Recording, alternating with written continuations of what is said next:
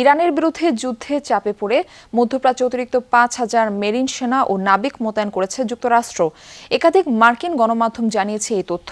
সংশ্লিষ্ট কর্মকর্তাদের বরাতে বলা হয়, সেন্ট্রাল কমান্ডের অনুরোধে জাপান সহ অন্য এলাকায় মোতায়েনকৃত সেনা ও নাবিকদের সরিয়ে আনা হচ্ছে মধ্যপ্রাচ্যে, যাদের মোতায়েন করা হতে পারে অঞ্চলটিতে অবস্থানরত ৩টি যুদ্ধজাহাজে। স্বাস্থ্যকর অল টাইম কেক, সব সময় অল টাইম হেলদি লাইফ।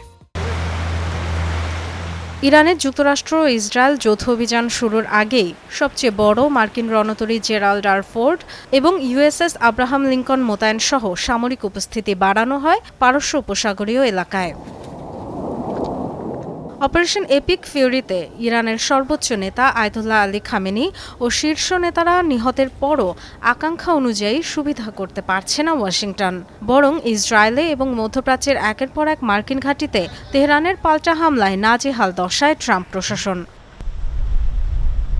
এমন পরিস্থিতিতে অঞ্চলটিতে আরও প্রায় ৫,০০০ মেরিন সেনা ও নাবিক মোতায়েনের সিদ্ধান্ত নিয়েছে যুক্তরাষ্ট্র।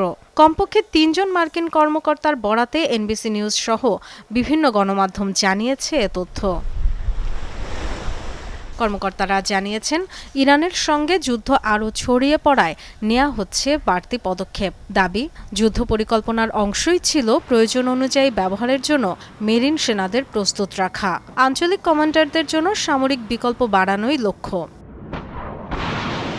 মূলত অ্যাম্ফিবিয়াস রেডি গ্রুপ এআরজি এবং মেরিন এক্সপেডিশনারি ইউনিট এমইইউ এর সদস্য এই মেরিন সেনারা, যারা বর্তমানে জাপানে অবস্থানরত মার্কিন মেরিন কোরের একমাত্র স্থায়ী এমইইউ ইউনিটে মোতায়েন রয়েছে।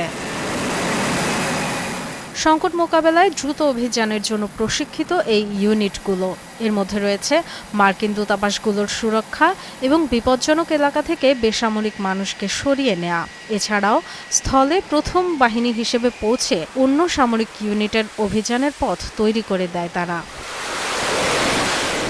যেসব নাবিকদের পারস্য উপসাগরীয় এলাকায় পাঠানোর সিদ্ধান্ত হয়েছে, ত্রিপলি অ্যাম্ফিবিয়াস রেডি গ্রুপে যুক্ত তারা।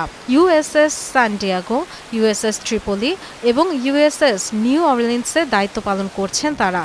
সম্প্রতি ফিলিপিন সাগরে কার্যক্রম চালাচ্ছিল জাহাজগুলো, এবার অগ্রসর হচ্ছে পশ্চিমে মধ্যপ্রাচ্যের দিকে।